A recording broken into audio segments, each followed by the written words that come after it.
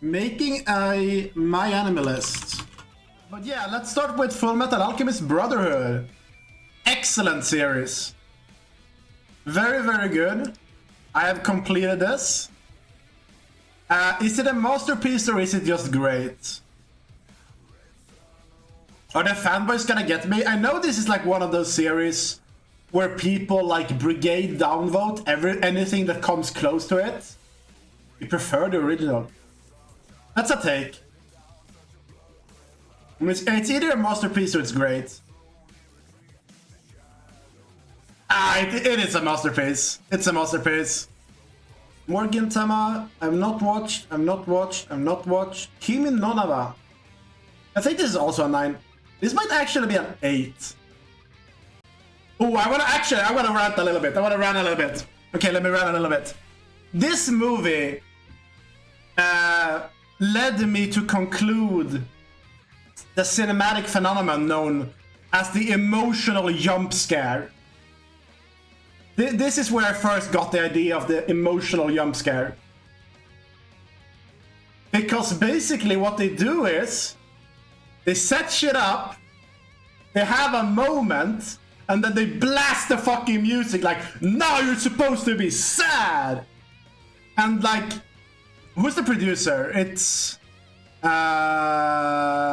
director. It's Kadokawa, yeah. It's his fucking signature move. He does the exact same thing in Weathering with You multiple times, all the time. I'm a hater. Storyline 10 out of 10 if you stop at episode 14. Okay, but what about the rest of it?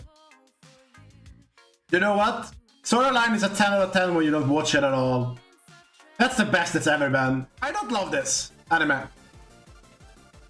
I 7 yes. Like, I don't love this anime, but I see why it's good. Does that make sense? If someone told me, let's go rewatch Cowboy Bebop right now, I would be like, can't we do something else? But like, objectively speaking, I think it's good. I think it has it all. But for me personally, it can't go above very good. Speaking of Monster, they're making an anime of Pluto, apparently. So I'm really looking forward to that. Definitely gonna watch that as soon as it airs. You didn't think it was that great? Oh, it's fucking on, Safel. I'll take you out. I do take this personally. Sadly, I have not watched Heaven's Feel 3 yet. It's not out in Sweden. What am I supposed to do? Watch shitty cam rips online? I can't watch it. Fucking hell. Let's skip a bit until we find something I have watched. Kaguya I have watched. Kaguya, and this is season 2. I think it's great. I think season 1 and season 2 are gonna be... Season 1 is like... Season 1 I would not feel bad about giving a 9. The problem is that in season 2, the character development starts. And the character development is really good. Where does season 2 of Kaguya end? Close your eyes. Alright, yeah, okay. Okay, yeah, actually, no, this is... Okay. Now I remember what happens in this season. Okay, no, this is a 10. It's a 10. The character development is just too good to give it anything else. Season 1 is gonna be a 9. Season 1 is gonna be a 9. Until I look at the episode list and give it a 10. This movie... fucking flawless. It makes me want to go back and put all the other movies I rated at 10 at 9. It's actually just that good. But yeah, this movie, this fucking movie, it's very good.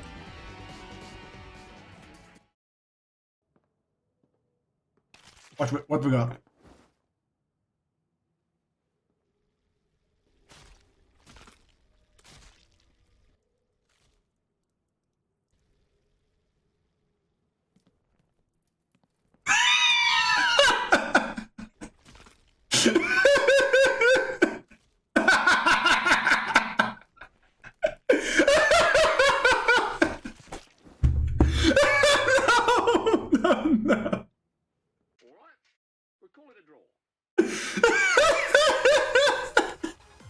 This is actually as bad as... No, it's not. It's not as bad as Shield Hero. Madoka Magica, right, yeah, I forgot about it. I almost gave it a 4. I'm gonna give it a 5, but... This is not good. Like, I love everything he has made, except that movie and that manga. I think that anime and that manga. I think the anime has exactly one moment I like. Exactly one. Yeah, Spirit Circle movies would be so good. I think they would be hard to do. I think Sengoku Yoko and Lucifer are more straightforward adaptations. Darling in the Franxx. Ooh. This is another one of those. I remember exactly when I dropped it.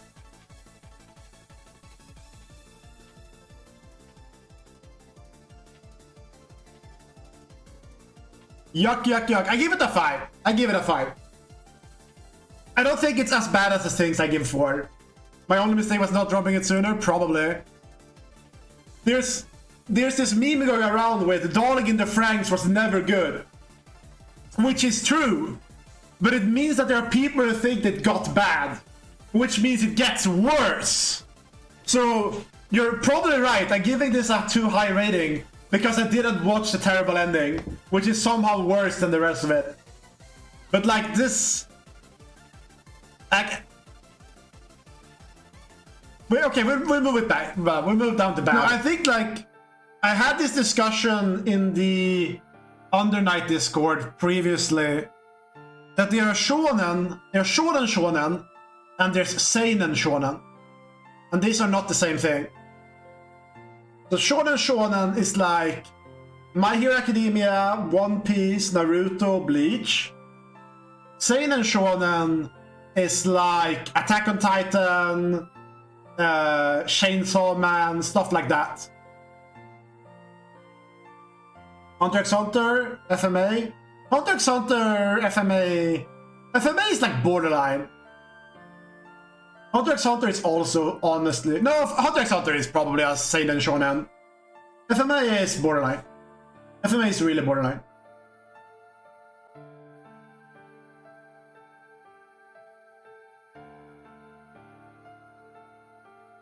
Brother is very, very shonen, yeah. Like, for me, the difference between a seinen shonen and a shonen, like, both of them focus on the core shonen tropes. You have a bunch of fights... You have power-ups, power of friendship or whatever, power creep out the ass, etc, etc.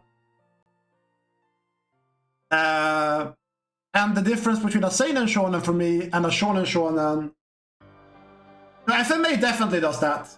You don't have power-ups to the same extent, but it focuses heavily on fights. And power scaling happens a little bit.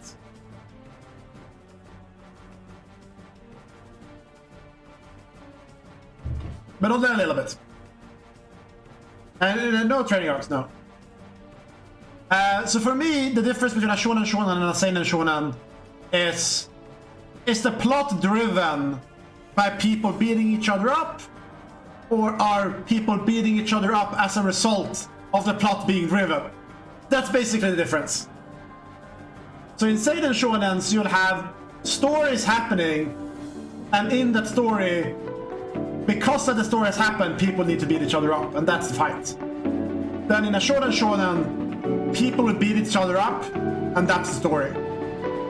Do you see the difference? Do you guys agree with me on this?